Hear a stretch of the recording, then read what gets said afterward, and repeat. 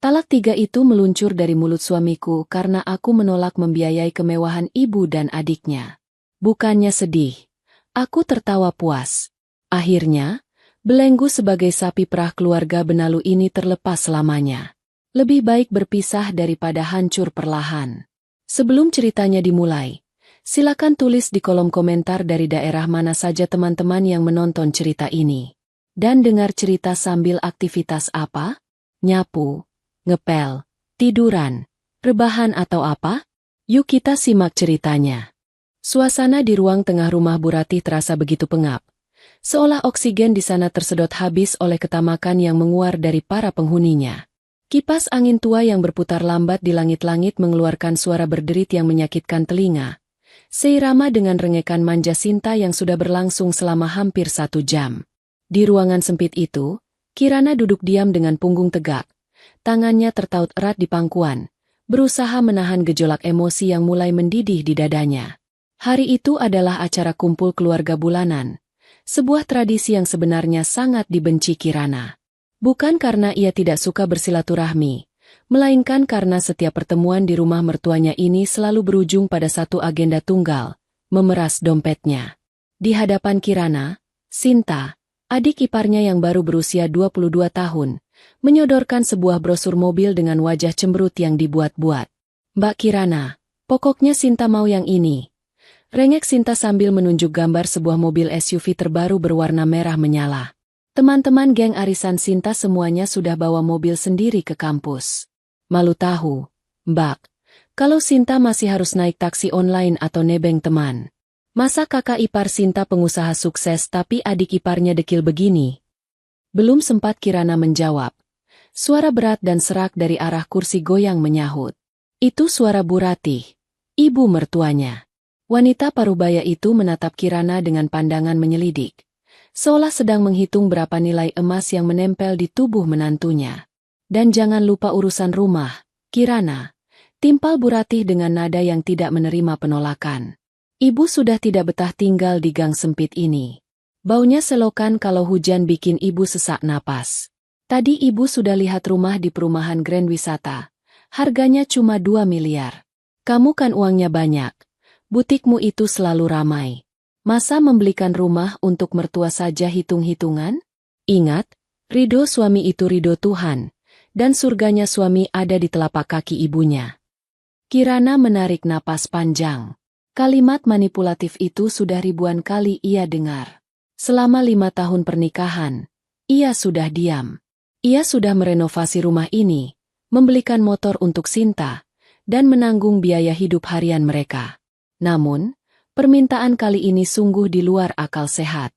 Bisnis butiknya memang berjalan lancar, tetapi bukan berarti ia bisa mencetak uang dari daun. Ada gaji karyawan yang harus dibayar, ada biaya operasional, dan yang paling penting, ia bukan mesin ATM berjalan. Kirana menoleh ke arah suaminya, Bayu, yang duduk di samping Bu Ratih sambil merokok dengan santai. Laki-laki itu hanya diam, menikmati kopi hitamnya, seolah permintaan ibu dan adiknya adalah hal yang wajar. Bayu bahkan tidak menatap Kirana, seakan memberi isyarat bahwa Kirana wajib menuruti titah keluarga kerajaan ini. "Maaf, Bu, Sinta," ucap Kirana dengan suara tenang namun tegas. "Untuk mobil dan rumah baru, Kirana tidak bisa. Keuangan butik sedang diputar untuk modal kain batik tulis yang baru datang dari Solo. Lagi pula, tabungan rumah tangga kita sudah menipis karena bulan lalu Mas Bayu minta pelunasan kartu kredit yang jumlahnya puluhan juta." Hening sejenak. Suara kipas angin berderit terdengar makin keras. Wajah Sinta langsung merah padam. Bibirnya mengerucut. Ia membanting brosur mobil itu ke meja kaca hingga menimbulkan bunyi prak yang mengejutkan. "Mas Bayu, lihat tuh istrimu," jerit Sinta. "Pelit banget. Katanya sayang sama keluarga Mas Bayu, tapi beli mobil satu saja nggak mau. Sinta kan cuma minta HRV, bukan Ferrari." Bu Ratih pun tak mau kalah.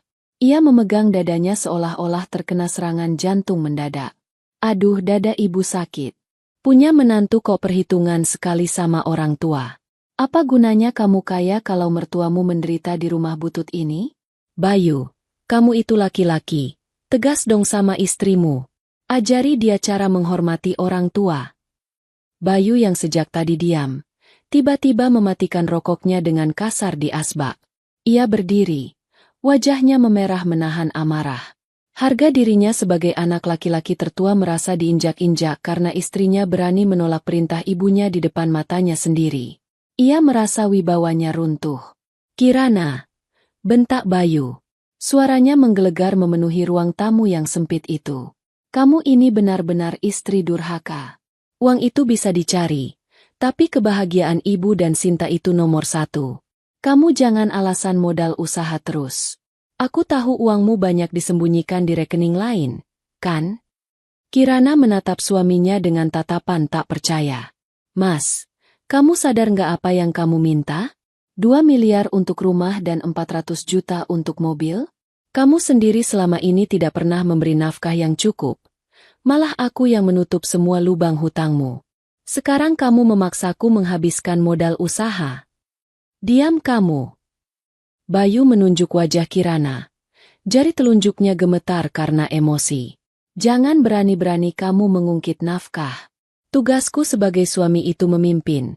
Dan tugasmu sebagai istri yang punya rezeki lebih itu membantu suami. Kalau kamu tidak mau menuruti perintahku dan ibuku, kamu sama saja menginjak kepalaku." Napas Bayu memburu. Ia melirik ibunya yang sedang pura-pura merintih kesakitan dan Sinta yang menangis histeris. Ia merasa harus melakukan sesuatu yang drastis untuk membuktikan bahwa dialah penguasa di rumah tangga ini. "Dengar baik-baik, Kirana," ucap Bayu dengan suara dingin yang menusuk.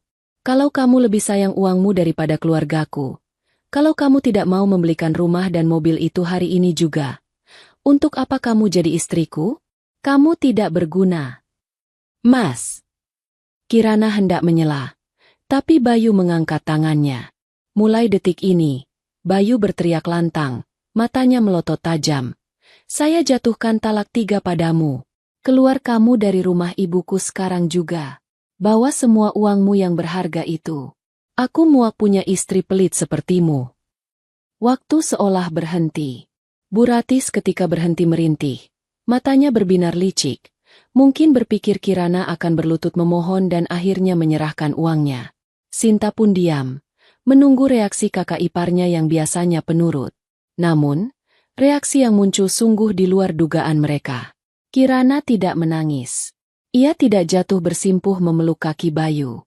Bahunya mulai berguncang, tapi bukan karena isak tangis. Sebuah tawa kecil keluar dari bibirnya, lalu berubah menjadi tawa lepas yang keras. Tawa yang terdengar begitu renyah, namun menyimpan kepedihan sekaligus kelegaan yang luar biasa. "Hahaha." Kirana tertawa sambil menyeka ujung matanya yang sedikit berair karena terlalu kuat tertawa. Ia menatap Bayu, Bu Ratih, dan Sinta bergantian. Wajah ketiga orang itu berubah pucat dan bingung melihat Kirana yang seperti orang gila. "Terima kasih, Mas," ucap Kirana sambil tersenyum lebar. Senyum paling tulus yang pernah ia berikan dalam 5 tahun terakhir. "Sungguh, terima kasih banyak. Kamu baru saja membebaskanku dari neraka ini. Ingat ya, Mas Bayu, Ibu, Sinta, kalian saksinya. Bayu yang menjatuhkan talak 3. Bayu yang mengusirku." Kirana berdiri, merapikan rok batiknya dengan anggun. Wajahnya bersinar cerah. Beban berat di pundaknya seakan lenyap seketika. "Aku akan pergi sekarang. Dan jangan harap sepeser pun uangku akan mengalir lagi untuk membiayai keserakahan kalian. Selamat tinggal, para benalu." Kirana memutar tubuhnya dan melangkah keluar pintu dengan kepala tegak, meninggalkan Bayu yang terpaku dengan mulut ternganga, menyadari ada sesuatu yang salah, sangat salah, dari keputusannya barusan. Setengah jam setelah keributan di ruang tamu, Kirana sudah berada di dalam kamar tidur yang selama ini ia tempati bersama Bayu setiap kali menginap di rumah mertua. Kamar itu sempit, dengan cat dinding yang mulai mengelupas dan spray yang warnanya sudah pudar. Dengan cekatan, Kirana membuka koper besarnya dan mulai memasukkan baju-bajunya. Gerakannya cepat dan efisien, tanpa keraguan sedikit pun. Setiap kali ia melipat sepotong pakaian, Memori masa lalu berkelebat di benaknya seperti potongan film hitam putih. Kilas balik kebohongan demi kebohongan yang telah ia telan mentah-mentah selama ini. Kirana teringat momen 5 tahun lalu, saat Bayu datang melamarnya. Kala itu, Bayu tampil begitu meyakinkan dengan setelan jas rapi, mobil sedan mengkilap, yang belakangan Kirana tahu itu mobil sewaan, dan kartu nama bertuliskan Senior Business Consultant di sebuah perusahaan multinasional. Kirana, ucap Bayu waktu itu dengan tatapan meyakinkan. Gajiku dalam dolar. Kamu tidak perlu khawatir soal masa depan. Kamu cukup fokus pada hobimu membatik. Biar aku yang menanggung semua kebutuhan duniawi kita. Aku akan menjadikanmu ratu. Janji itu terdengar begitu manis. Kirana, yang saat itu adalah wanita muda yang naif dan jatuh cinta, percaya sepenuhnya. Namun, keanehan mulai terjadi hanya 3 bulan setelah pernikahan. Sayang, kata Bayu suatu malam dengan wajah memelas. Kantorku sedang ada audit internal besar-besaran. Rekening gajiku dibekukan sementara oleh pusat karena ada masalah administrasi legalitas perusahaan. Mungkin makan waktu beberapa bulan. Boleh aku pakai tabunganmu dulu untuk bayar cicilan mobil dan belanja ibu? Kirana, sebagai istri yang berbakti, tentu saja mengiyakan. Tidak apa-apa, Mas. Kita kan suami istri. Uangku uangmu juga. Itulah awal mula bencana itu. Kata, sementara, yang diucapkan Bayu berubah menjadi, selamanya. Bulan berganti tahun. Alasan Bayu semakin bervariasi. Mulai dari pengalihan aset, investasi macet, hingga kena tipu rekan bisnis. Kirana yang sibuk membangun butik batiknya dari nol, terlalu lelah untuk menyelidiki secara mendalam. Ia bekerja keras dari pagi buta, mengurusi pengrajin di Pekalongan dan Solo, mendesain pola, hingga melayani pembeli sampai larut malam. Butiknya, Kirana Batik, perlahan sukses dan mulai merambah pasar ekspor. Sementara Kirana membanting tulang hingga punggungnya terasa mau patah. Apa yang dilakukan Bayu? Kirana menghentikan gerakannya memasukkan baju ke koper. Ia menatap sebuah kemeja kerja Bayu yang tergantung di balik pintu. Kemeja yang setiap pagi dipakai Bayu saat pamit, berangkat kerja. Fakta menyakitkan itu baru terkuak secara tidak sengaja 2 tahun yang lalu. Namun Kirana bodohnya memilih memaafkan karena takut menjadi janda. Waktu itu, Kirana hendak memberikan kejutan makan siang ke kantor Bayu. Sesampainya di gedung perkantoran mewah di kawasan Sudirman itu, resepsionis menatapnya dengan bingung. Maaf, Ibu. Bapak Bayu sudah tidak bekerja di sini sejak 3 tahun yang lalu. Beliau diberhentikan karena kasus indisipliner dan pemalsuan laporan klaim perjalanan dinas. Jelas resepsionis itu. Dunia Kirana runtuh saat itu. Ternyata, selama ini Bayu tidak pernah pergi ke kantor. Pagi hari ia berangkat rapi. Ternyata hanya nongkrong di warung kopi, main game di warnet, atau tidur di rumah temannya, menunggu sampai sore untuk pulang seolah-olah lelah bekerja seharian. Ketika dikonfrontasi saat itu, Bayu bersujud di kaki Kirana, menangis terseduh-seduh. Ia bersumpah akan berubah. Ia mengaku malu kalau ketahuan menganggur, dan berjanji sedang merintis bisnis online. Kirana yang hatinya lembut, luluh. Ia memaafkan Bayu. Dengan syarat Bayu harus jujur. Tapi ternyata, kejujuran adalah barang yang terlalu mahal bagi Bayu. Alih-alih berubah, Bayu justru semakin menjadi-jadi. Ia merasa aman karena Kirana sudah tahu ia menganggur. Jadi ia tak perlu lagi berpura-pura rapi. Ia mulai terang-terangan meminta uang dengan dalih, modal bisnis, yang tidak pernah ada hasilnya. Bisnis ikan cupang, bangkrut. Bisnis jual beli burung, rugi. Bisnis kripto, lenyap. Semua uang itu adalah uang keringat darah Kirana. Belum lagi perilaku keluarga Bayu. Bu Ratih yang selalu merasa anaknya adalah direktur sukses. Karena Bayu tidak pernah jujur pada ibunya bahwa ia di PHK dan hidup dari uang istri. Selalu menuntut gaya hidup mewah. Sinta yang kuliahnya tidak jelas juntrungannya. Tapi gaya hidupnya seperti anak konglomerat. Kirana menutup resleting kopernya dengan kasar. Bunyi, ZRRRT, yang tajam menyadarkannya kembali ke masa kini. Cukup, bisik Kirana pada dirinya sendiri. Sudah cukup aku menjadi orang bodoh. Ia menatap pantulan dirinya di cermin lemari yang retak. Wanita di cermin itu terlihat lelah. Ada lingkaran hitam samar di bawah matanya. Namun sorot matanya kini tajam dan membara. Tidak ada lagi Kirana yang penurut. Tidak ada lagi Kirana yang takut kehilangan suami benalu. Ia meraba saku tas tangannya, memastikan sebuah flash disk kecil berwarna hitam ada di sana. Flash disk itu berisi data-data yang ia kumpulkan diam-diam selama 1 bulan terakhir. Bukti-bukti yang jauh lebih mengerikan daripada sekadar pengangguran. Bukti yang akan menjadi senjata pemungkasnya nanti. Pintu kamar tiba-tiba terbuka kasar. Bayu berdiri di ambang pintu. Wajahnya masih merah, namun kini ada gurat kepanikan di matanya. Mungkin ia mulai sadar bahwa gertakannya tadi berakibat fatal. Ia melihat koper besar Kirana yang sudah siap angkut. Kamu benar-benar mau pergi?" tanya Bayu. Suaranya sedikit bergetar, mencoba terdengar garang namun gagal.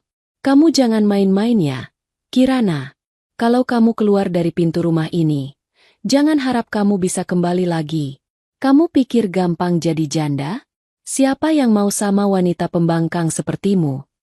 Kirana berbalik, menatap Bayu dengan tatapan dingin yang belum pernah dilihat suaminya itu. "Siapa yang mau kembali, Mas?" jawab Kirana santai sambil menarik gagang kopernya. "Justru aku yang harusnya bertanya. Siapa yang mau membiayai hidupmu, rokokmu, dan gengsi keluargamu mulai besok? Semoga bisnis MU lancar ya." Kirana melangkah maju, memaksa Bayu menyingkir dari pintu. Saat bahu mereka bersentuhan, Kirana berbisik pelan. "Oh iya, Mas. Jangan lupa bayar listrik bulan ini. Tokennya sudah bunyi titit tuh. Pakai uangmu sendiri ya. Kan kamu laki-laki, pemimpin rumah tangga." Kirana berlalu meninggalkan Bayu yang terpaku di ambang pintu kamar, menatap punggung istrinya, mantan istrinya, yang menjauh dengan langkah pasti. Di luar, taksi online pesanan Kirana sudah menunggu. Langit sore mulai gelap, tapi bagi Kirana, matahari baru saja terbit. Kisah ini mundur sejenak ke masa 1 bulan sebelum palu talak itu diketuk. Masa di mana Kirana masih mencoba menjadi istri yang berbakti, meski hatinya sudah dipenuhi ribuan lubang keraguan. Malam itu hujan turun dengan deras, memukul-mukul genteng rumah Bu Ratih dengan irama yang meresahkan. Jarum jam dinding sudah menunjukkan pukul 2 dini hari. Kirana terjaga. Matanya menatap langit-langit kamar yang remang. Di sampingnya, Bayu tertidur pulas dengan suara dengkuran yang keras. Mulutnya sedikit terbuka, menyebarkan aroma alkohol tipis yang bercampur dengan bau rokok yang menyengat. Sudah seminggu terakhir tingkah Bayu semakin aneh. Laki-laki itu menjadi sangat protektif terhadap ponselnya. Jika dulu ia meletakkan ponsel sembarangan di meja makan atau sofa, kini ponsel itu seolah dilem menempel di tangannya. Bahkan saat ke kamar mandi pun, benda pipih itu dibawa serta. Selain itu, Bayu sering terlihat gelisah, keningnya selalu berkerut, dan ia mudah sekali marah hanya karena hal sepele, seperti suara sendok yang beradu dengan piring atau suara televisi yang sedikit terlalu keras. Malam itu, rasa curiga Kirana mencapai puncaknya. Beberapa jam sebelumnya, saat Bayu pulang dalam keadaan setengah mabuk, ia meracau tidak jelas tentang bandar sialan, dan kalah lagi. Kirana yang membantu melepaskan sepatu suaminya melihat Bayu menyelipkan sesuatu ke dalam tumpukan kotak sepatu di kolong tempat tidur sebelum akhirnya ambruk ke kasur dan tertidur. Dengan jantung berdebar kencang, Kirana bangkit perlahan dari tempat tidur. Ia bergerak sepelan mungkin, menahan napas agar pergerakan kasur tidak membangunkan Bayu. Suara hujan di luar menjadi penyamaran yang sempurna untuk langkah kakinya yang mengendap-endap. Ia berlutut di samping tempat tidur. Tangannya meraba ke dalam kolong yang gelap dan berdebu. Jari-jarinya menyentuh beberapa kotak sepatu lama. Ia menarik satu kotak sepatu Keds merek Adidas yang warnanya sudah pudar. Kotak itu terasa sedikit lebih berat dari sekadar berisi sepatu kosong. Dengan gemetar, Kirana membuka tutup kotak itu di bawah sorotan cahaya lampu jalan yang masuk dari celah jendela. Di dalamnya, tergeletak sebuah ponsel pintar berwarna hitam. Ponsel kedua yang tidak pernah Kirana ketahui keberadaannya. Selain ponsel, ada beberapa lembar kertas yang diremas asal-asalan. Kirana mengambil ponsel itu. Layarnya menyala saat disentuh. Meminta kunci pola. Kirana mencoba pola L. Pola standar yang sering dipakai orang, tapi gagal. Ia mencoba tanggal lahir Bayu. Gagal. Kirana terdiam sejenak. Lalu dengan senyum miris ia mencoba memasukkan tanggal pernikahan mereka.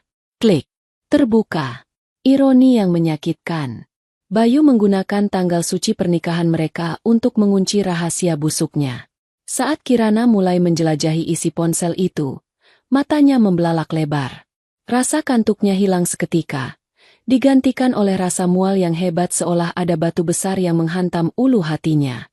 Apa yang ia temukan bukanlah bukti perselingkuhan dengan wanita lain, yang mungkin masih klise, melainkan sesuatu yang jauh lebih menghancurkan fondasi ekonomi keluarga.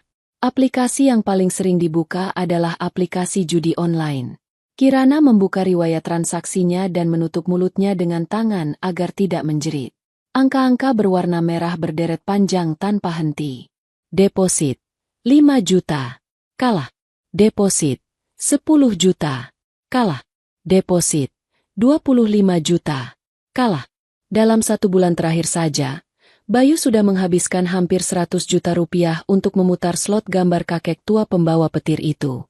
Uang yang selama ini Kirana berikan untuk modal usaha, uang belanja yang Bayu minta tambah dengan alasan harga kebutuhan naik, semuanya lari ke meja judi maya ini. Namun, horor itu belum berakhir. Kirana membuka galeri foto dan menemukan foto-foto dokumen yang membuatnya gemetar hebat hingga ponsel itu nyaris terlepas dari genggamannya.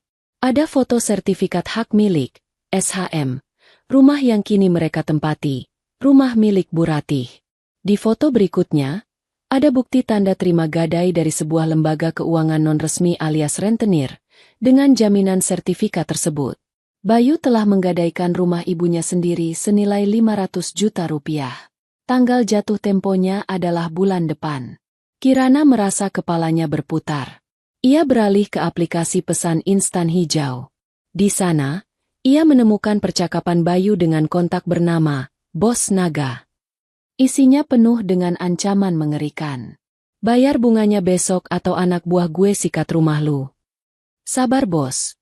Bini gue lagi cairin duit proyek. Pasti dibayar. Balas Bayu berbohong. Kirana menggulir layar lebih jauh dan menemukan satu lagi fakta yang membuat darahnya mendidih. Sebuah percakapan dengan Sinta, adik iparnya. Kirana mengira Sinta akan menjadi sekutunya. Tapi ternyata gadis itu sama busuknya. Di dalam chat itu, Sinta mengirimkan foto surat drop out, dari kampusnya yang tertanggal 6 bulan lalu. Mas Bayu, jangan bilang-bilang ibu ya kalau aku udah dikeluarin. Nanti uang semesteran dari Mbak Kirana tetap minta aja. Buat aku jalan-jalan sama teman. Mbak Kirana kan goblok. Dia nggak bakal ngecek ke kampus. Lalu balasan Bayu. Aman. Asal bagi 2 ya. Mas lagi butuh peluru buat main slot. Air mata Kirana menetes. Jatuh tepat di layar ponsel yang menyala. Bukan air mata kesedihan, melainkan air mata kemarahan yang membakar. Kata, goblok, yang tertulis di sana terpatri dalam benaknya. Selama ini ia bekerja keras, mengurangi jatah istirahatnya, menahan diri untuk tidak membeli barang mewah demi membiayai kuliah Sinta dan usaha Bayu. Ternyata ia hanya dianggap sapi perah yang bodoh. Mereka bersekongkol menipunya, menertawakannya di belakang punggung, dan menikmati keringatnya untuk kesenangan hina. Kirana menatap wajah Bayu yang masih tertidur pulas. Wajah yang dulu ia cintai itu kini tampak seperti topeng setan. Ingin rasanya ia membangunkan Bayu saat itu juga, memukul wajahnya dengan ponsel ini, dan meneriakkan semua temuan ini di depan Bu Ratih. Tapi Kirana menarik napas dalam-dalam. Ia adalah seorang pebisnis. Ia terbiasa berpikir strategis. Kemarahan tanpa rencana hanya akan menjadi emosi yang sia-sia. Jika ia meledak sekarang, Bayu mungkin akan menyangkal, memukulnya, atau bahkan memanipulasi situasi sehingga Kirana yang terlihat jahat. Tidak, bisik Kirana dalam hati. Aku tidak akan marah sekarang. Aku akan menghancurkan kalian pelan-pelan. Dengan tangan yang masih gemetar namun pikiran yang mulai jernih, Kirana mengambil ponsel pribadinya. Ia memotret semua bukti di layar ponsel Bayu. Ia memotret riwayat transaksi judi, percakapan dengan rentenir, foto surat gadai sertifikat rumah, dan obrolan busuk antara Bayu dan Sinta. Ia juga meneruskan, forward, beberapa bukti chat penting ke email pribadinya, lalu menghapus jejak pengiriman itu dari ponsel Bayu. Proses itu memakan waktu hampir 1 jam. Setelah memastikan semua, senjata, tersimpan aman di penyimpanan awan, cloud, miliknya yang terkunci sandi berlapis, Kirana mengembalikan ponsel Bayu ke dalam kotak sepatu Adidas itu. Ia meletakkannya kembali di posisi semula, persis seperti tidak pernah disentuh. Kirana kembali naik ke tempat tidur. Ia memunggungi Bayu, menarik selimut sampai ke dada. Matanya terbuka lebar menatap kegelapan. Tidak bisa tidur lagi barang sedetik pun. Di keheningan malam itu, cinta di hati Kirana resmi mati, digantikan oleh dinginnya tekad untuk membalas dendam. Malam itu, Kirana menemukan senjatanya, dan ia bersumpah akan menggunakannya tepat di jantung pertahanan lawan saat waktunya tiba. Kembali ke masa kini, 2 jam setelah talak 3 diucapkan dan Kirana meninggalkan rumah neraka itu. Taksi online yang membawa Kirana berhenti di lobi sebuah apartemen mewah di pusat kota. Apartemen The Langham, hunian yang ia beli setahun lalu secara diam-diam sebagai bentuk investasi dan tempat pelarian jika sewaktu-waktu ia butuh ketenangan untuk mendesain batik. Tidak ada satupun keluarga Bayu yang tahu tentang tempat ini. Kirana turun dari taksi, disambut oleh doorman yang membungkuk hormat dan membawakan kopernya. Saat melangkah masuk ke lobi yang berlantai marmer dingin dan beraroma lavender mewah, Kirana merasakan kontras yang begitu tajam. 2 jam lalu ia berada di rumah sempit yang panas, pengap, dan penuh teriakan. Kini, ia berada di keheningan yang elegan. Sesampainya di unit apartemennya di lantai 25, Kirana langsung menuju kamar mandi. Ia menyalakan shower, membiarkan air hangat membasuh seluruh tubuhnya, seolah ingin melunturkan sisa-sisa hawa negatif dari rumah Bu Ratih. Ia menangis sebentar di bawah guyuran air, menumpahkan sisa emosi manusianya, sebelum akhirnya mematikan keran dan keluar sebagai sosok yang baru. Kirana mengenakan jubah mandi sutra berwarna merah marun. Ia menuangkan segelas air mineral dingin, lalu duduk di hadapan meja kerjanya yang menghadap jendela besar. Di luar sana, lampu-lampu kota Jakarta berkelap-kelip seperti hamparan berlian. Pemandangan yang indah, namun pikiran Kirana jauh lebih tajam dari keindahan malam itu. Ia membuka laptopnya. Wajahnya diterangi cahaya layar monitor, menonjolkan garis rahangnya yang tegas. Saatnya berhenti menjadi korban pasif. Saatnya menjadi sutradara atas kehancuran mereka. Langkah pertama, memutus aliran darah. Kirana login ke internet banking. Selama ini, Bayu memegang kartu kredit tambahan, supplementary card, yang induknya ada di rekening Kirana. Dengan wajah datar, Kirana mengklik menu pengaturan kartu. Status, aktif, limit, 50 juta rupiah. Tanpa ragu sedetik pun, jari telunjuk Kirana menekan tombol blokir kartu. Klik. Selamat menikmati hidup tanpa gesek, Mas. Gumam Kirana. Ia kemudian memeriksa rekening tabungan operasional rumah tangga yang selama ini ia isi setiap bulan untuk dipegang Bu Ratih. Saldo terakhir tinggal 200.000 rupiah. Padahal baru 3 hari lalu Kirana mentransfer 5 juta. Uang itu lenyap begitu saja. Kirana segera membatalkan fitur auto debit bulanan ke rekening tersebut.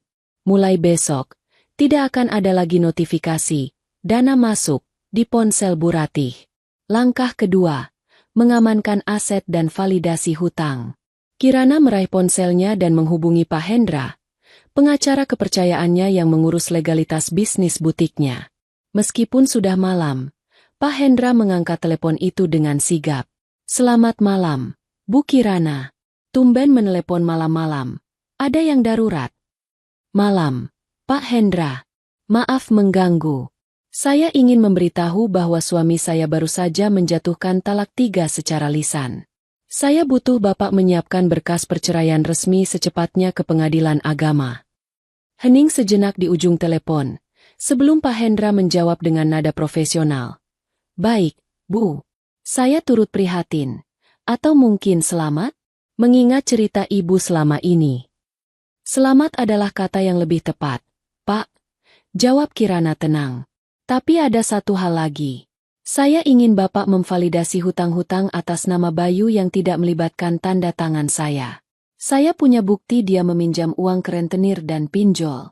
Saya ingin memastikan secara hukum bahwa itu adalah hutang pribadinya, bukan harta bersama alias gonogini negatif. Bisa diatur, Bu. Selama Ibu tidak pernah menandatangani persetujuan pinjaman, apalagi untuk judi, hukum berpihak pada Ibu. Kirimkan semua bukti yang Ibu punya ke email saya malam ini. Besok pagi tim saya akan langsung bergerak memblokir potensi penyitaan aset Ibu. Terima kasih, Pak Hendra. Satu lagi, tolong siapkan surat somasi pengosongan rumah untuk adik ipar saya yang menempati ruko lama saya secara gratis. Saya mau ruko itu dikosongkan dalam 24 jam. Langkah ketiga, sangkutan kendaraan. Kirana teringat mobil Toyota Fortuner yang sering dipakai Bayu bergaya kemana-mana. Mobil itu dibeli dengan cara leasing, kredit, atas nama perusahaan batik Kirana, karena nama Bayu sudah di blacklist oleh bank, by checking buruk. Namun, yang memakainya 100% adalah Bayu. Kirana menelepon manajer operasional kantornya. Halo, Budi. Besok pagi-pagi sekali, kamu kontak pihak leasing. Bilang bahwa unit Fortuner yang dibawa mantan suami saya posisinya ada di rumah ibunya. Saya minta unit itu ditarik saja karena saya tidak mau melanjutkan cicilan atas unit yang tidak saya pakai. Berikan alamat lengkap rumah Bu Ratih dan jam berapa biasanya Bayu ada di rumah. Siap, Bu Kirana. Akan saya urus besok jam 8 pagi. Langkah keempat, jebakan tikus. Ini adalah bagian yang paling krusial. Kirana tidak ingin sekadar pergi dan membiarkan mereka hancur sendiri. Ia ingin melihat kehancuran itu. Ia ingin memberikan panggung terakhir bagi keluarga itu untuk mempermalukan diri mereka sendiri. Kirana mengetik sebuah pesan WhatsApp di grup keluarga yang belum ia tinggalkan. Grup bernama Keluarga Sakinah Mawaddah, yang anggotanya adalah Bayu, Bu Ratih, dan Sinta. Jari-jarinya menari di atas layar ponsel, merangkai kalimat manipulatif yang manis namun beracun. Ibu, Mas Bayu, Sinta, maafkan emosi saya tadi. Setelah saya pikir-pikir di jalan, mungkin saya memang terlalu keras. Bagaimanapun, kita pernah jadi keluarga. Saya tidak ingin kita berpisah dengan permusuhan. Minggu depan, saya akan datang lagi ke rumah Ibu. Saya ingin kita bicara baik-baik soal pembagian harta gonogini. Saya sadar ada hak Mas Bayu dalam kesuksesan saya. Tolong kumpulkan semua keluarga besar atau tetangga dekat sebagai saksi, supaya pembagian hartanya transparan dan adil. Sampai jumpa. Kirana membaca ulang pesan itu sambil tersenyum miring. Ia tahu persis sifat mereka. Kata, pembagian harta, dan hak Mas Bayu akan membuat mata mereka menjadi hijau. Mereka tidak akan curiga. Mereka akan berpikir Kirana sudah melunak, merasa bersalah, dan siap membagikan kekayaannya sebagai pesangon perpisahan. Mereka akan mengundang banyak orang, berharap pamer bahwa mereka akan mendapat rezeki nomplok. Padahal, mereka sedang mengundang penonton untuk menyaksikan eksekusi mati harga diri mereka sendiri. Kirana menekan tombol kirim. Pesan itu langsung centang 2 biru dalam hitungan detik. Tak lama kemudian, muncul notifikasi balasan dari Bu Ratih. Alhamdulillah, akhirnya kamu sadar juga nak. Ibu maafkan. Datanglah minggu depan. Ibu akan masak opor kesukaanmu. Jangan lupa bawa buku tabunganmu ya. Kirana tertawa kecil. Tawa yang dingin. Opor ayam, desisnya. Silakan masak opor terakhir kalian, karena minggu depan yang akan kusajikan adalah menu pembalasan. Kirana menutup laptopnya. Ia berjalan ke arah jendela, menyesap sisa air mineral di gelasnya seolah itu adalah anggur kemenangan. Rencana sudah disusun rapi. Senjata sudah dikokang. Perangkap sudah dipasang. Sekarang, ia tinggal menunggu waktu untuk menarik pelatuknya. Seminggu kemudian, halaman rumah Bu Ratih tampak lebih ramai dari biasanya. Sesuai permintaan Kirana dalam pesan singkatnya, keluarga itu benar-benar mengundang banyak orang. Ada Pak RT yang duduk dengan kopiah miringnya, beberapa tetangga yang memang hobi bergosip, serta kerabat jauh yang biasanya enggan berkunjung namun mendadak hadir karena mendengar isu pembagian warisan atau harta gono gini. Aroma santan dan bumbu opor ayam menguar kuat dari dapur, bercampur dengan bau minyak wangi murah yang dipakai berlebihan oleh Sinta. Bu Ratih tampak sibuk mondar-mandir mengatur piring di meja ruang tamu. Wajahnya berseri-seri seolah sedang menyambut hari raya Lebaran. Ia mengenakan gamis terbaiknya yang penuh manik-manik, sementara Bayu duduk di ujung meja dengan kemeja batik yang sedikit kesempitan di bagian perut, berusaha terlihat berwibawa di depan Pak RT. Wah, Bu Ratih, sepertinya bakal dapat rezeki besar nih. Celetuk Bu Tejo, tetangga sebelah yang matanya tak lepas dari toples kue nastar. Sampai masak opor segala. Katanya Nak Kirana mau bagi-bagi aset ya. Bu Ratih tersenyum lebar, memamerkan deretan giginya. Ya begitulah, Bu Tejo. Namanya juga suami istri berpisah. Pasti ada hak suami yang harus diberikan istri. Bayu kan selama ini kepala rumah tangga. Wajar kalau dia dapat bagian besar dari usaha yang dirintis selama nikah. Kirana itu sebenarnya baik. Cuma kemarin sempat emosi saja. Sinta, yang duduk di samping ibunya sambil memainkan ponsel, menimpali dengan nada angkuh. Doakan ya, Bu. Rencananya uang bagian Mas Bayu nanti mau buat beli mobil baruku. Capek naik ojek terus ke kampus. Panas. Tepat pukul 10 pagi, sebuah mobil sedan hitam mengkilap, sebuah Mercedes-Benz keluaran terbaru, berhenti mulus di depan pagar rumah yang catnya mulai kusam itu. Kehadiran mobil mewah itu seketika membungkam riuh rendah percakapan para tetangga. Semua mata tertuju pada pintu mobil yang terbuka. Seorang supir berseragam safari turun dan membukakan pintu belakang. Dari sana, keluarlah Kirana. Penampilan Kirana hari itu sungguh manglingi. Tidak ada lagi daster rumahan atau kemeja kerja sederhana yang biasa ia pakai saat mengunjungi mertua. Kirana mengenakan blazer putih gading dengan potongan tegas yang membalut tubuh rampingnya, dipadu dengan celana bahan warna senada dan sepatu hak tinggi Christian Louboutin yang sol merahnya menyala setiap ia melangkah. Rambutnya disanggul modern, wajahnya dipoles make-up natural namun elegan, dan di tangannya ia menenteng sebuah tas Hermes yang harganya mungkin setara dengan renovasi rumah Bu Ratih. Ia berjalan memasuki halaman dengan dagu terangkat, diikuti oleh seorang pria berkacamata tebal yang membawa tas kerja kulit, Pak Hendra, pengacaranya. Assalamualaikum.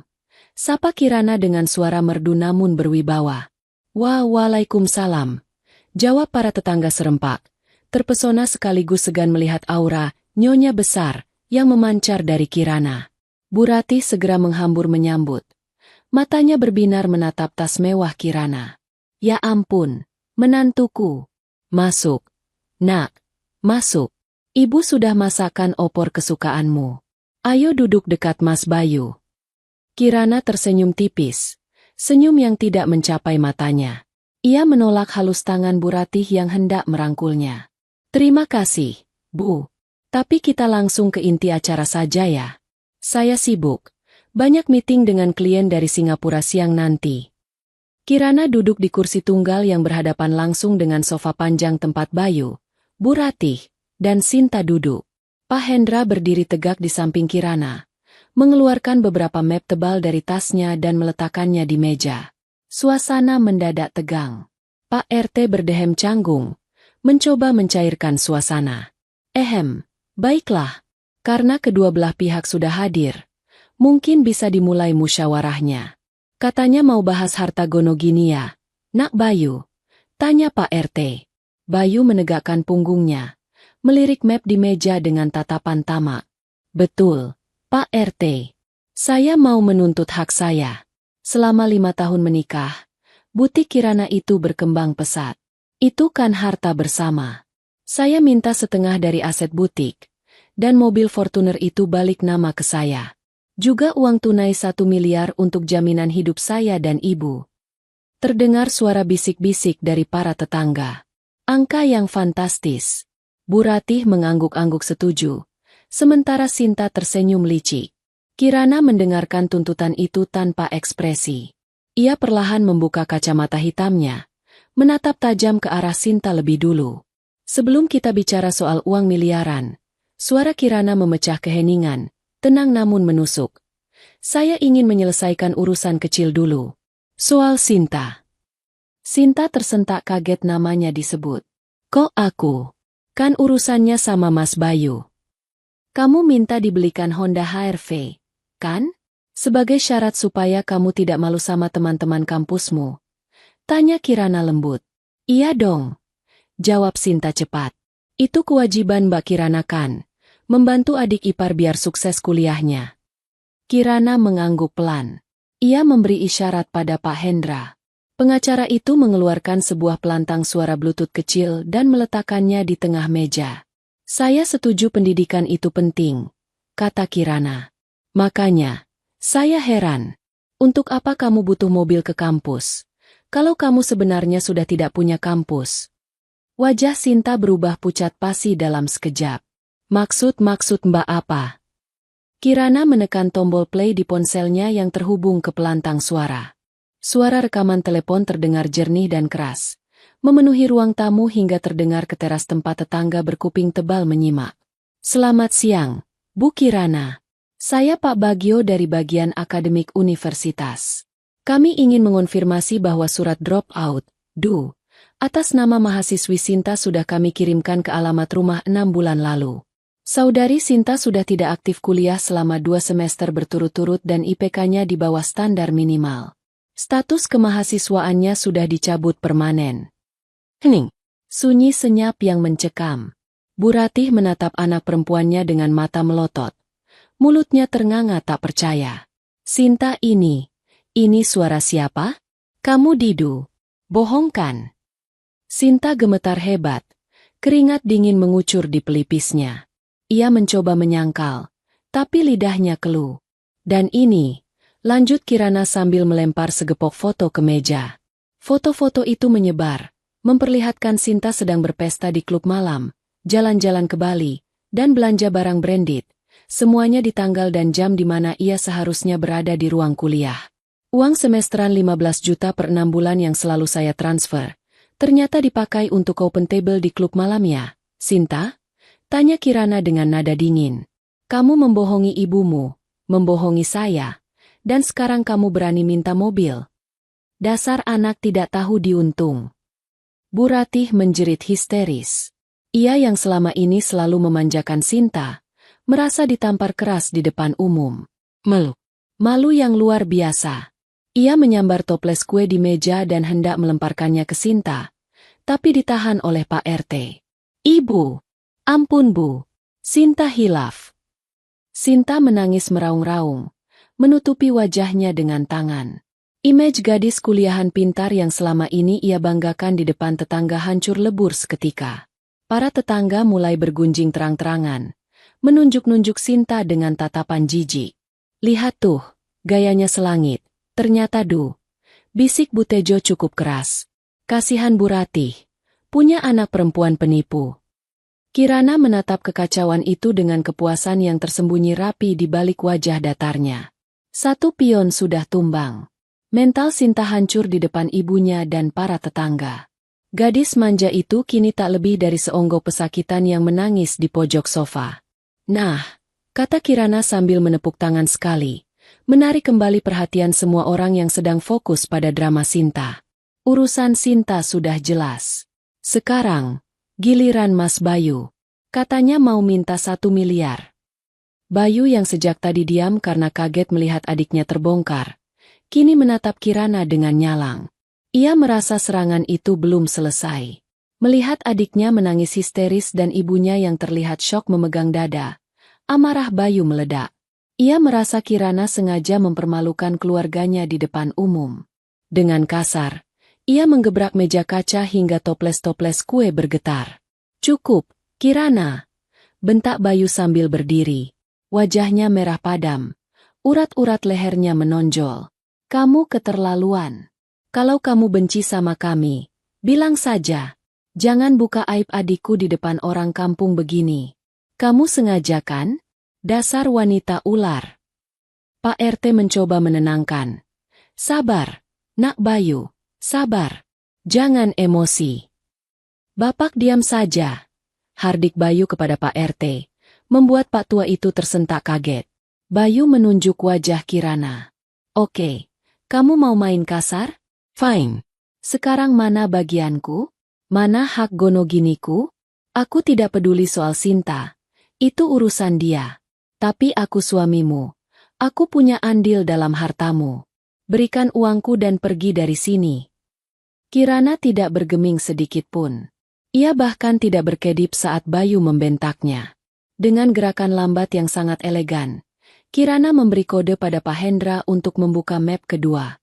Map berwarna merah darah. Andil? Tanya Kirana dengan nada sinis. Andil apa yang Mas maksud? Andil menghabiskan uang. Maksudnya, aku kerjamu jadi konsultan. Gajiku besar, cuma sedang dibekukan. Bayu masih mencoba bertahan dengan kebohongan lamanya, berharap tetangga masih percaya. Oh, konsultan. Kirana terkekeh pelan. Konsultan slot Zeus maksudmu?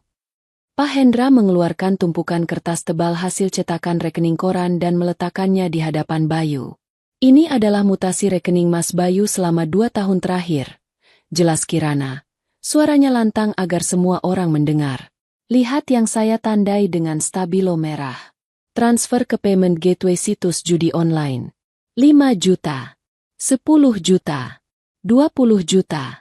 Total kerugian dalam setahun terakhir mencapai 150 juta rupiah. Para tetangga terkesiap. Angka yang fantastis bagi warga kampung itu. Ini bohong. Itu data palsu. Bayu mencoba meraih kertas-kertas itu untuk merobeknya. Tapi Pak Hendra dengan sigap menahannya. Ini data resmi dari bank, Pak Bayu. Ada cap basahnya. Bisa dipertanggungjawabkan di pengadilan. Kata Pak Hendra tegas.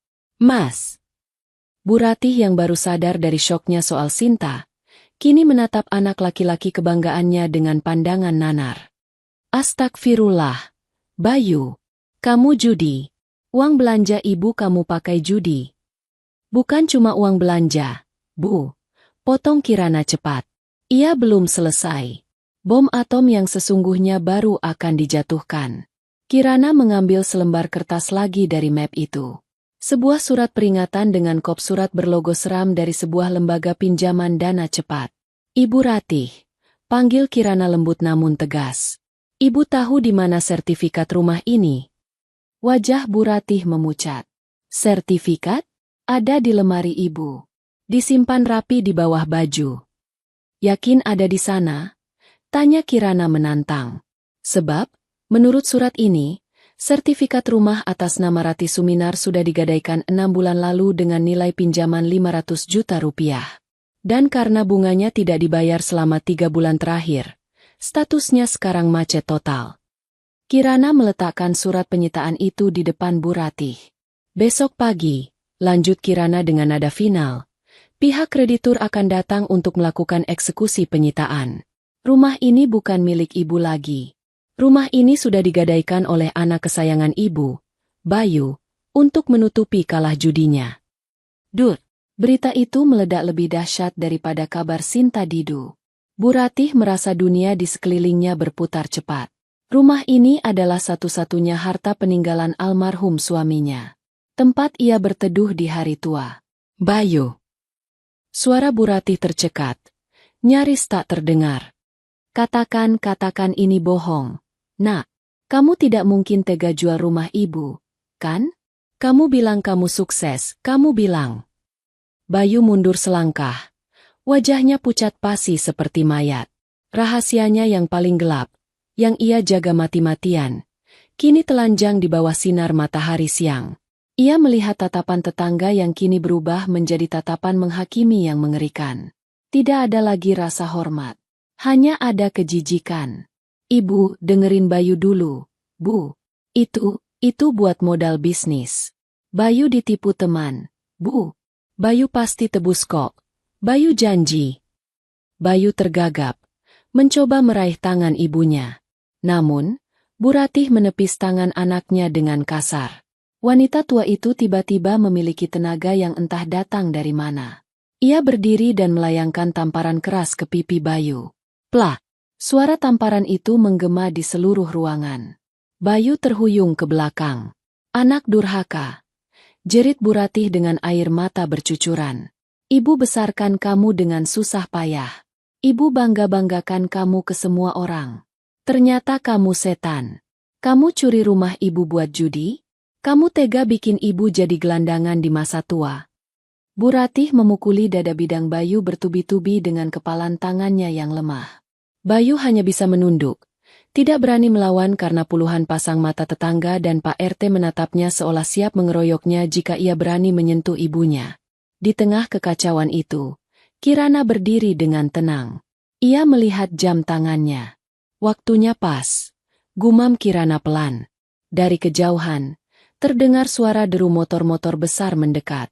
Suara knalpot bising yang berhenti tepat di depan pagar. "Permisi!" Teriakan suara berat laki-laki terdengar dari luar. "Ada yang namanya Bayu Prakoso di sini." Semua orang menoleh ke pintu. 3 orang pria berbadan besar, berkulit gelap, dengan wajah garang masuk ke halaman tanpa permisi. Mereka mengenakan jaket kulit dan membawa map. Itu adalah debt collector. "Nah, Mas Bayu," kata Kirana sambil merapikan tasnya. "Tamu spesialmu sudah datang. Itu teman-teman judimu kan? Atau penagih hutang pinjol?" Wajah Bayu kehilangan seluruh warnanya. Kakinya lemas seketika. "Bapak-bapak," kata Kirana kepada para penagih hutang itu sambil menunjuk Bayu. "Orang yang kalian cari ada di situ. Silakan urus urusan kalian. Saya dan pengacara saya sudah tidak ada hubungannya dengan orang ini. Kami sudah resmi bercerai secara agama, dan surat negara sedang diproses. Harta dia dan saya terpisah." Salah satu penagih hutang itu mengangguk hormat pada Kirana, mungkin terintimidasi oleh penampilan mewahnya, lalu beralih menatap Bayu dengan tatapan buas. "Bayar sekarang atau kami angkut semua barang di sini." Kirana menatap Bu Ratih yang kini terduduk lemas di lantai, menangis meraung-raung meratapi nasibnya yang akan kehilangan rumah. Sinta yang masih sesenggukan di pojok sofa ketakutan melihat preman-preman itu. Dan Bayu, yang gemetar ketakutan dicengkeram kerah bajunya oleh si penagih hutang. "Saya pamit, Bu Ratih, Mas Bayu, Sinta," ucap Kirana dingin. "Semoga kalian menikmati hasil kerja keras kalian selama ini. Tidak ada 1 rupiah pun uang saya yang akan keluar untuk menolong kalian. Ini adalah pelajaran hidup yang mahal." Kirana berbalik, melangkah keluar rumah dengan anggun, membelah kerumunan tetangga yang menyingkir memberinya jalan dengan penuh rasa segan. Di belakangnya, suara bentakan penagih hutang dan tangisan penyesalan keluarga mantan suaminya menjadi musik pengiring kemenangannya. Ia masuk ke dalam mobil mewahnya, menutup pintu, dan meninggalkan masa lalunya yang kelam di dalam rumah yang kini telah menjadi neraka bagi penghuninya. Halaman rumah Bu Ratih yang biasanya lengang kini berubah menjadi arena pertunjukan drama paling tragis yang pernah disaksikan warga kompleks tersebut. Matahari siang yang terik seolah menjadi lampu sorot raksasa yang menelanjangi aib keluarga yang selama ini selalu merasa paling terhormat itu. Kedatangan 3 orang penagih hutang, debt collector, berbadan kekar dengan jaket kulit hitam itu mengubah suasana tegang menjadi kekacauan murni. Mereka tidak membuang waktu. Salah satu dari mereka, pria dengan bekas luka di pipi kiri, mencengkeram kerah kemeja batik Bayu hingga kancing teratasnya lepas dan menggelinding ke lantai teras. "Lepaskan! Kalian tidak tahu siapa saya?" teriak Bayu dengan suara yang pecah, campuran antara kepanikan dan sisa-sisa arogansi yang tak tahu tempat. "Saya panggil polisi kalian." "Panggil saja," bentak penagih hutang itu tepat di depan wajah Bayu, menyemburkan aroma tembakau yang menyengat. "Kami pegang surat kuasa sah. Kamu sudah menunggak 3 bulan dan selalu kabur. Bos Naga sudah habis kesabarannya. Hari ini bayar lunas 50 juta bunganya saja, atau kami ambil semua barang elektronik di rumah ini." 50 juta? Pekik Bu Ratih. Wanita tua itu merosot di lantai teras. Kakinya lemas tak bertulang. Ia menatap nanar ke arah tetangga, berharap ada yang menolong. "Pak RT, tolong kami. Pak, usir preman-preman ini." Pak RT mundur selangkah, menggelengkan kepalanya dengan wajah prihatin namun tegas. "Maaf, Bu Ratih. Ini urusan hutang piutang pribadi. Saya tidak bisa ikut campur kalau sudah ada surat kuasanya. Apalagi Nak Bayu memang terbukti meminjam. Bisik-bisik tetangga semakin kencang, berdengung seperti lebah. Ya ampun, gaya selangit ternyata hutang rentenir. Kasihan Bu Ratih, tapi salah sendiri juga sombong. Itu akibatnya kalau hidup tidak ukur baju di badan sendiri. Di tengah kerumunan itu, Kirana masih berdiri di dekat mobil mewahnya. Ia tidak langsung pergi. Ia berdiri di sana seperti seorang ratu yang menyaksikan eksekusi pengkhianat kerajaan. Ia ingin memastikan bahwa akar benalu ini benar-benar dicabut sampai tuntas. Tiba-tiba, sebuah truk derek, towing, berwarna kuning besar memasuki jalanan kompleks yang sempit, membuat para tetangga harus menyingkir ke pinggir selokan. Truk itu berhenti tepat di belakang mobil Toyota Fortuner hitam yang selama ini menjadi kebanggaan Bayu. Mobil yang selalu ia pamerkan sebagai simbol kesuksesan palsunya. Dua orang petugas berseragam biru turun dari truk derek itu sambil membawa berkas. Mata Bayu terbelalak. Ia meronta dari cengkeraman penagih hutang.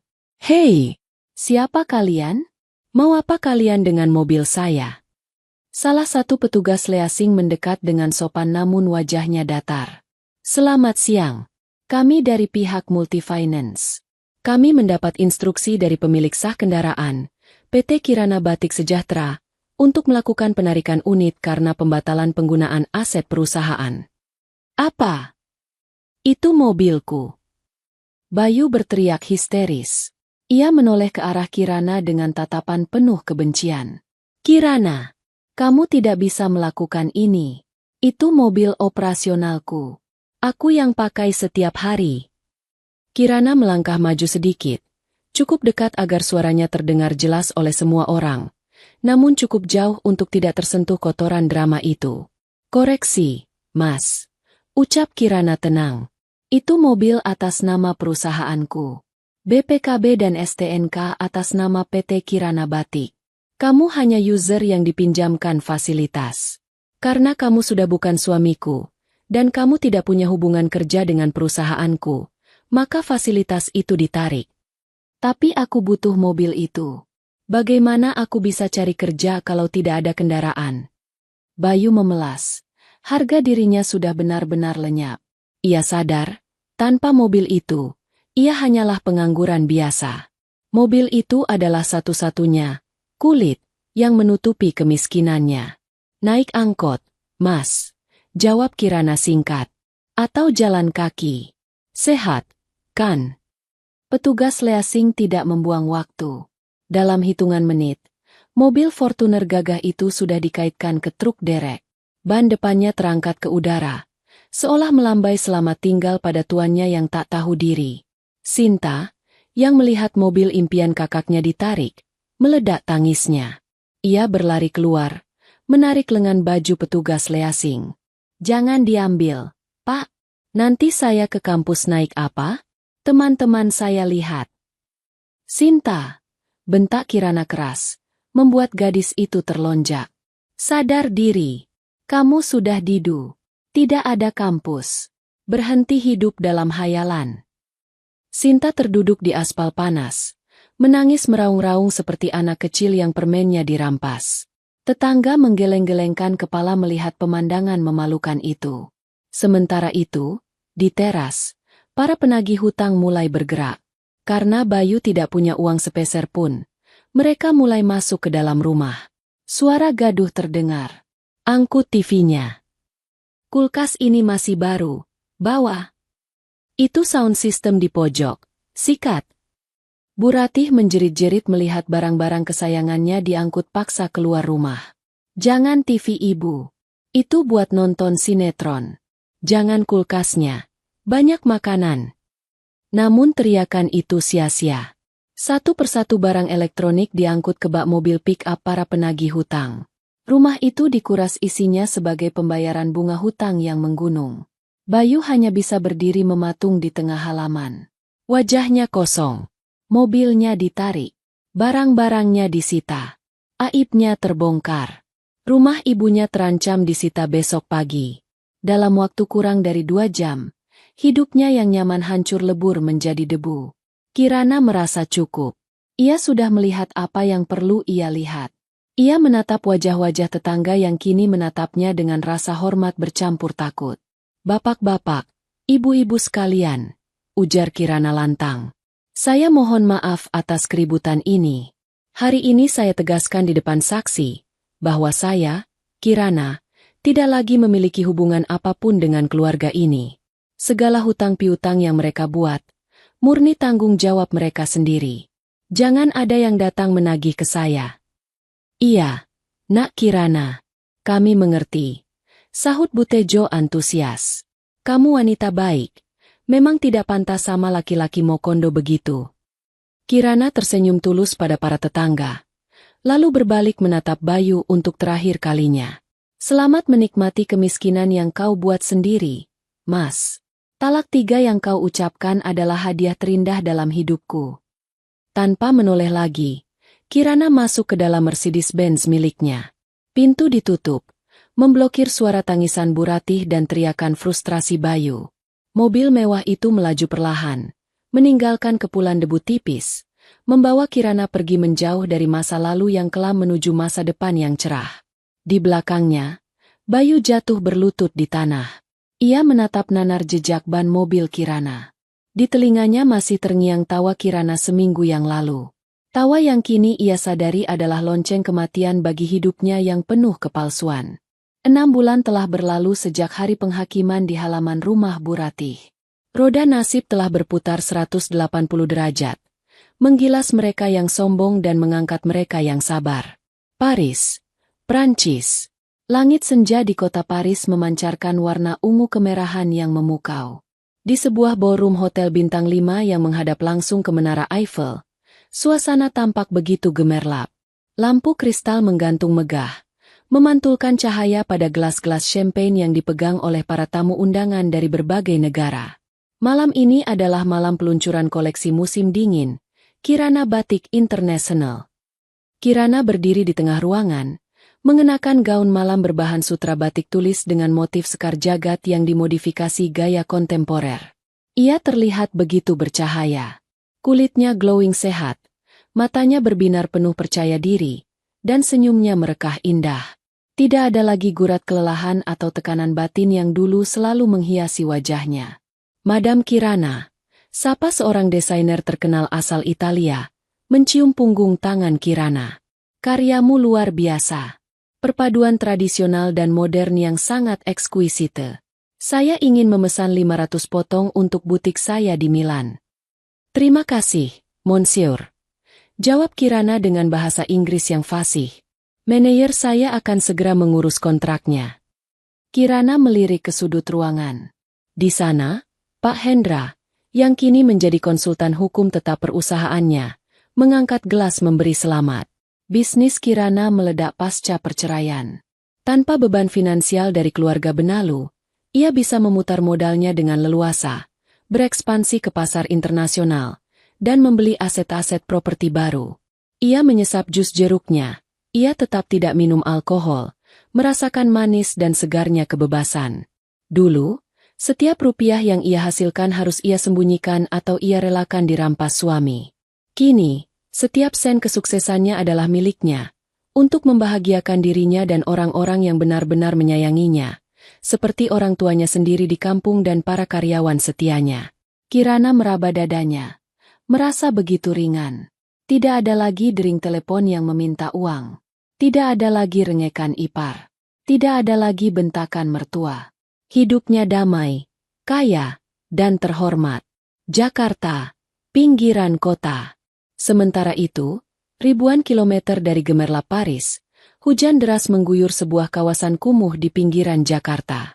Air selokan meluap, membanjiri jalan setapak yang becek dan bau sampah. Di sebuah kontrakan petak berukuran 3x3 meter yang lembab, Bu Ratih terbaring di atas kasur tipis yang sudah apek. Tubuhnya kurus kering. Rambutnya yang dulu sering disasak rapi kini berantakan dan memutih semua.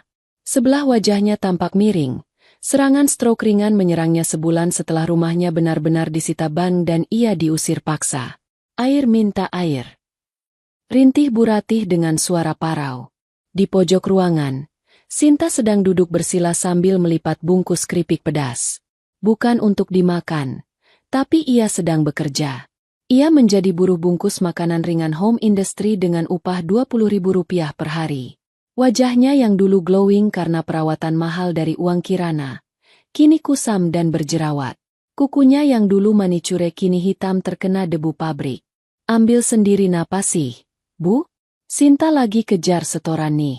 Kalau nggak dapat 500 bungkus, kita nggak makan nanti malam. Bentak Sinta kasar. Hilang sudah sopan santun palsu yang dulu ia miliki. Kemiskinan membuatnya menjadi beringas dan pemarah. Pintu kontrakan yang reot terbuka. Bayu masuk dengan tubuh basah kuyup. Ia mengenakan kaos partai yang sudah bolong di bagian ketiak dan celana pendek lusuh. Di bahunya tersampir karung goni basah. Bayu baru saja pulang dari pasar induk. Ia kini bekerja sebagai kuli panggul sayur. Tidak ada perusahaan yang mau menerimanya karena catatan kriminal penipuan dan riwayat hutang yang buruk. Satu-satunya pekerjaan yang tidak butuh SKCK adalah menjadi kuli kasar. Bayu meletakkan sebungkus nasi rames, nasi dengan lauk tempe orek dan sedikit kuah sayur, di lantai. Makan, kata Bayu datar. Suaranya serak dan putus asa. Lauknya mana? Masak tempe lagi. Protes Sinta. Syukur ada makanan. Hari ini sepi. Punggungku mau patah cuma dapat 30.000. Hardik Bayu. Ia duduk bersandar di dinding yang mengelupas. Menatap kakinya yang kapalan dan pecah-pecah. Tiba-tiba, mata Bayu tertuju pada televisi tabung kecil berukuran 14 inci. Barang rongsokan yang ia beli murah, yang sedang menyala di sudut ruangan. Siaran berita infotainment sedang menayangkan liputan eksklusif.